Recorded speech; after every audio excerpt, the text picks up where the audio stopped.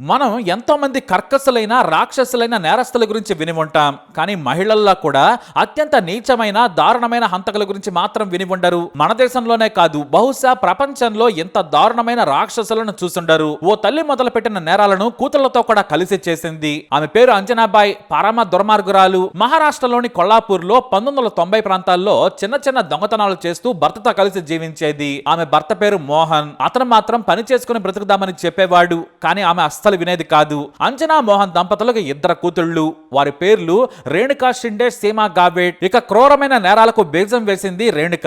1990లోని కొల్లాపూర్లోని ఓ ఆలయంలో జాతర సాగుతూ ఉంది. రేణుక తన కొడుకుతో కలిసి దొంగతనానికి వచ్చింది. చాలాసేపు పరిసర ప్రాంతాలంతా కూడా గమనించింది. సరిగ్గా అదే సమయంలో ఓ వ్యక్తి తన కొడుకునెత్తుకొని నిలబడ్డాడు. జనసందోహం బేపత్సంగా ఉంది. దీంతో సదరు యువకుడిని టార్గెట్ చేసిన రేణుక వెనుక నుంచి వెళ్లి మెల్లిగా ప్యాంటు జేబులోని పరుసును బయటకు తీసే ప్రయత్నం చేసింది. ప్యాంటు కాస్త టైట్ గా ఉండడంతో పరుసును లాగుతూ ఉండగానే ఠక్మని రేణుక చేతిని పట్టుకున్నాడు. పరుసు కొట్టేస్తున్నావా అంటూ ఆమెపై చేయి చేసుకున్నాడు. దొంగ దొంగ అంటూ అరుస్తూ పోలీసులను పిలిచాడు ఆ యువకుడు. కానీ రేణుక మాత్రం డ్రామాలాడేసింది. నువ్వే నా చేయి పట్టుకున్నావు, తప్పుగా ప్రవర్తిస్తావా? నేనెందుకు దొంగతనం చేస్తాను? నా చేతిలో చిన్నారి కనిపించడం లేదా అంటూ షో మొదలు పెట్టింది. ఆ వెంటనే జనం గుమిగూడారు. గందరగోళంలో తన చిన్నారి తొడను గట్టిగా గిళ్ళింది. చిన్నారి ఊపిరి బిగబట్టి గట్టిగా ఏడవడంతో అందరూ కలిసి చిన్నారి ఏడుస్తున్నాడని వదిలేయాలని చెప్పారు. దీంతో బతుకు జీవుడా అంటూ బయటపడింది. ఇక భయంతో ఇంటికి వచ్చి ఆ జరిగిన విషయాన్ని తల్లి అంజనా, సోదరి సీమాకు చెప్పింది రేణుక.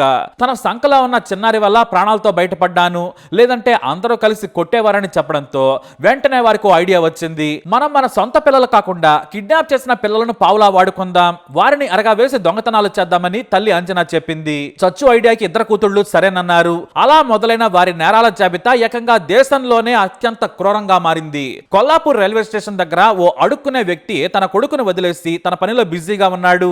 వచ్చిపోయే వారి ముందు చెప్ప ఉంచి డబ్బులేమని దేనంగా అడుగుతున్నాడు. అతని కొడుకు రోడ్డుపైన ఆడుకుంటున్నాడు. వయసు 3 ఏళ్లకు పైగా ఉంటుంది. దీంతో మెరుపు వేగంతో ఆ చిన్నారి నోరు మూసి రేణుకా సేమలు ఆ చిన్నారిని కిడ్నాప్ చేసేశారు. అంతే, అలా మొదలైంది. కొల్లాపూర్ లో ఆ చిన్నారిని కిడ్నాప్ చేసి నాసిక్కెళ్లారు. చిన్నారి ఏడవకుండా తినడానికి ఏదో ఒకటి ఇచ్చేవారు. అక్కడ బస్టాండ్ లో రేణుకా సేమలు జేబులు కొట్టేస్తూ బిజీగా ఉన్నారు.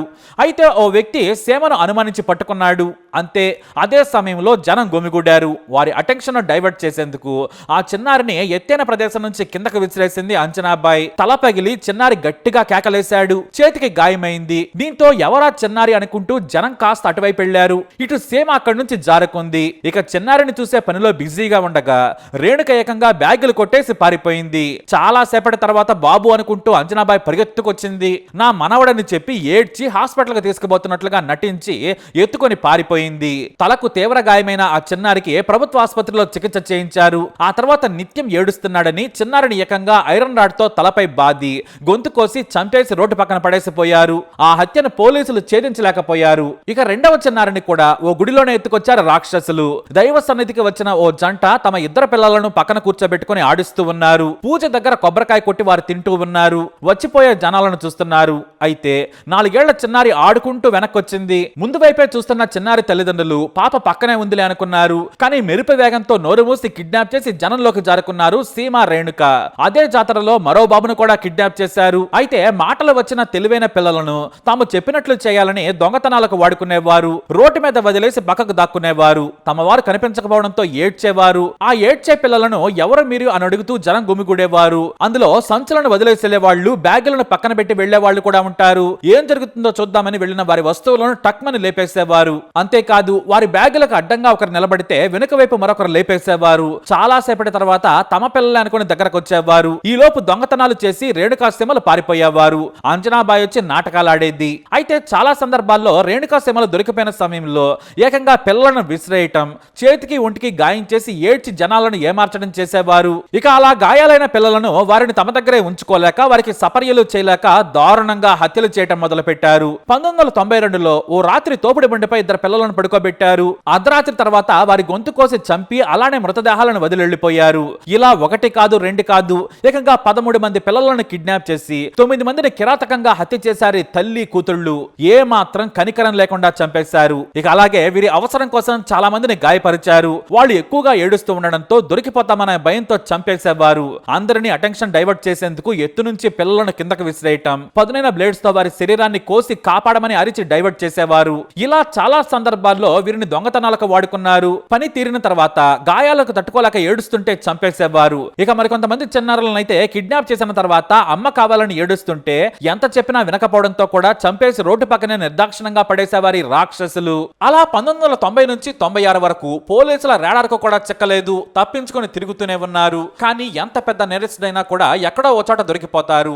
ఇక్కడ కూడా అదే జరిగింది. తమకు డబ్బు గురించి ఆందోళన లేకుండా బ్రతికారు. దొంగతనాల ద్వారా సంపాదించిన డబ్బుతో సుఖంగా బతికేవారు. రద్దీగా ఉన్న ప్రాంతంలో ఆడవాళ్ల బంగారు గొలుసులు తెంచే దగ్గర నుంచి పిల్లలను ఎరగా వేసి ఏకంగా బ్యాగులు సంచులు కొట్టేసే వరకు ఆరితేరిపోయారు. కానీ కొల్లాపూర్ లో అంజనాబాయి గురించి ప్రతి పోలీస్ స్టేషన్ లో తెలిసింది. ఎక్కడ జాతరలు రాజకీయ మీటింగులు జరిగినా సరే ఆమెను పోలీస్ స్టేషన్ లోనే కూర్చోబెట్టేవారు. ఆమె కూతుళ్లపై మొదట నిఘా పెట్టలేదు. కానీ తల్లిపై పోలీసులు నిఘా పెడితే కూతుళ్లు సీమారేణుకలు చక్కబెట్టేవారు. ఇక కొన్నాళ్ళకి ముగ్గురిని బైండ్ ఓవర్ చేసేవారు. మొత్తం 125 కేసులను అంజనాబాయి మీద పెట్టారు పోలీసులు. జైలుకి వెళ్లడం, బెయిల్ మీద బయటకు రావడం రివాజ్ గా మారింది. ఆమె కూతుళ్ల మీద కూడా పోలీసులు కేసు పెట్టారు. కానీ అవన్నీ దొంగతనాలకు సంబంధించిన కేసులే. దీంతో వెంటనే బెయిల్ వచ్చేది. కానీ పాపం పండే రోజు వస్తే ఎవ్వరూ ఆపలేరు. అయితే అంజనాబాయి భర్త మోహన్ తన భార్యా పిల్లల తీరు నచ్చక వారిని వదిలేశాడు. వేరుగా బ్రతుకుతున్నాడు. లేటు వయసులో ఒక అందమైన అమ్మాయిని పెళ్లి చేసుకున్నాడు. ఆమె పేరు ప్రతిభ. ఇద్దరు కలిసి కూలి పనులు చేసుకుంటూ బ్రతుకుతున్నారు. మొదట అంజనాబాయి తన భర్తను పట్టించుకోలేదు. ఎందుకంటే తనను పనికి రావాలంటున్నాడని. ఇక ఎదిగిన కూతుర్లతో దొంగతనాలు చేస్తూ ఎంజాయ్ చేయటం మొదలుపెట్టింది. పిల్లలను కిడ్నాప్ చేసి వారిని ఎరగా వాడుకోవడంతో కావలసినంత డబ్బు దక్కింది. దొంగతనాల్లో పట్టుబడితే పిల్లలను కొయ్యటం, పైనుంచి విసిరేయటం ఇలా చేసి తప్పించుకునేవారు. అలా తన భర్తకు తానే దూరంగా జరిగి బతకడం మొదలుపెట్టారు. కానీ కూతుళ్ల మీద మమకారంతో అప్పుడప్పుడు వచ్చిపోయేవాడు మోహన్. తప్పుడు పనులు చేయొద్దని, హాయిగా బ్రతకాలని చెప్పేవాడు. కానీ మోహన్ కూడా ఒకప్పుడు దొంగతనాలు చేసిన వ్యక్తే. కానీ ఏనాడు హత్యలైతే చేయలేదు. మోహన్ ఓ మంచి దొంగ టైపు.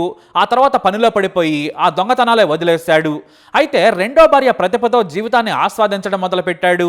ఇద్దరు కూలి పనులు చేసుకుంటూ గడుపుతున్నారు. ప్రతిభ సోదరులు కూడా వారికి సాయంగా నిలబడ్డారు. సొంత ఇల్లును కొనుక్కొని హాయిగా బ్రతుకుతున్నాడు. మోహన్ ప్రతిభలకు ఇద్దరు కూతుళ్ళు. వాళ్ళిద్దరు కూడా స్కూల్కి వెళ్తున్నారు.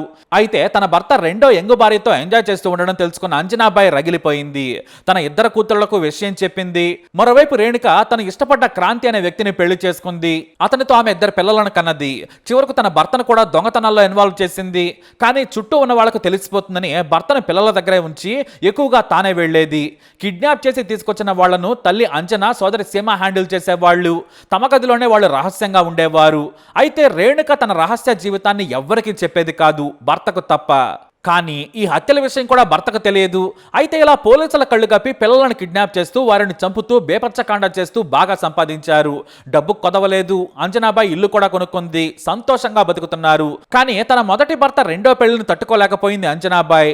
తన భర్త రెండో భార్య పిల్లలపై పగ పెంచుకుంది. దీంతో పక్కా ప్లాన్ వేసి ఓ రోజున స్కూల్ నుంచి నడుచుకుంటూ వస్తున్న మోహన్ పెద్ద కూతురుని కిడ్నాప్ చేశారు అంజనాబాయి కూతుళ్ళైన సీమ, రేణుక. ఆ తర్వాత ఆ చిన్నారిని ఇంటికి తీసుకెళ్లి దారుణంగా హత్య చేశారు. రాత్రే మృతదేహాన్ని బ్యాగులో కుక్కారు. ఆ మృతదేహాన్ని దూరంగా వేసే బాధ్యతను రేణుక భర్త క్రాంతికి అప్పగించారు. అతను ఆ బ్యాగుతో బస్సులో కొల్లాపూర్ నుంచి నాసిక్కి వెళ్లి ఓ నిర్మానుష్య ప్రాంతంలోని పొదల్లో పడేసొచ్చాడు. ఇక స్కూల్కి వెళ్లి బయటకు వచ్చిన చిన్నారి ఇంటికి రాకపోవడంతో తల్లి ప్రతిభ, భర్త మోహన్లు మొత్తం వెతికారు. కానీ ఎక్కడా దొరకలేదు. తామెవరూ చూడలేదని అందరూ చెప్పారు. దీంతో పోలీసులు వారిని అనుమానించారు. ఎందుకంటే 100 కేసుల్లో వారు నిందితులు. దీంతో ఉన్నతాధికారులు దీనిపై విచారణ మొదలు పెట్టారు. ఈ ముగ్గురు కిలాడి హంతకుల మీద నిఘా పెట్టారు పోలీసులు.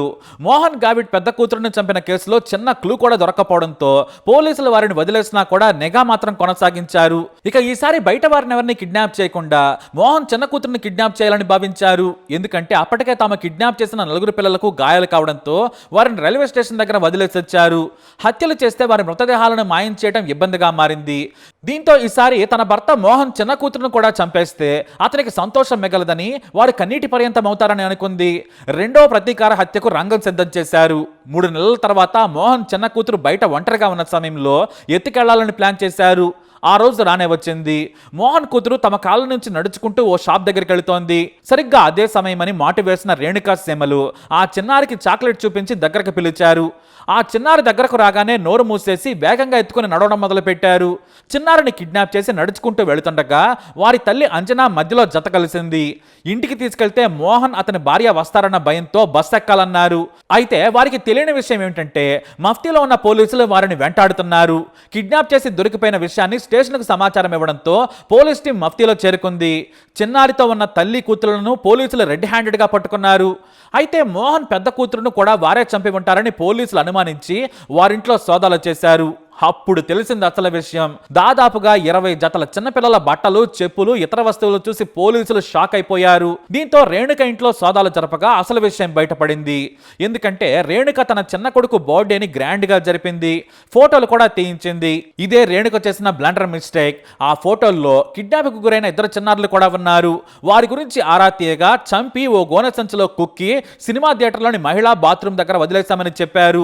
2.5 ఏళ్ల వయసున్న పాప శవం కేసు తేలలేదు. దీంతో ఆ హత్యను మీరెందుకు చేశారని పోలీసులు ముగ్గురిని తొక్క తీశారు. అంతేకాదు రేణుక భర్తకు కూడా ట్రీట్మెంట్ ఇవ్వడంతో అసలు విషయం చెప్పాడు.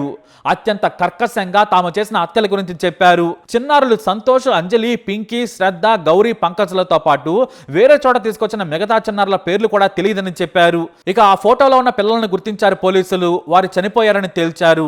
మొత్తం కేసులను విచారించగా 13 మంది చిన్నారులను కిడ్నాప్ చేసి 9 మందిని చంపినట్లు తేలింది. మిగతా వారిని కొన ప్రాణాలతో గాయాలతో వదిలేసినట్లు చెప్పారు ఈ రాక్షసులు.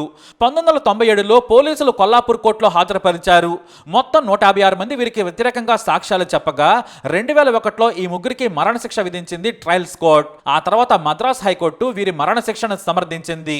వాస్తవానికి భారత స్వాతంత్ర్యం తర్వాత ఉరి ద్వారా చనిపోయే మొదటి మహిళలు అవుతారనే వార్తలు కూడా వచ్చాయి. ఈ లోపు జైల్లోనే తల్లి అంజనా చనిపోయింది. మిగతా 2 నేటికి వృద్ధాప్యంలో పూణే ఎరవాడ జైల్లో శిక్షణ విధిస్తున్నారు. వారి క్షమాభిక్షను కూడా రాష్ట్రపతి తిరస్కరించారు. 2022లో సుప్రీంకోర్టులో మరోసారి క్షమాభిక్ష పిటిషన్ వేశారు రేణుకా సీమ. కానీ వాళ్ళు చేసిన నేరాలు చదివిన న్యాయమూర్తులు పిటిషన్ తిరస్కరించారు. ఎవరైనా అదే చేస్తారు. మరి ఈ అక్క చెల్లెల గురించి మీరేమంటారు? మీ అభిప్రాయాన్ని కమెంట్ ద్వారా తెలియజేయండి. ఈ వీడియో అప్డేట్స్ కోసం మై ఛానల్ ఫాలో అవ్వండి. అలాగే తప్పకుండా సబ్స్క్రైబ్ చేసుకోండి.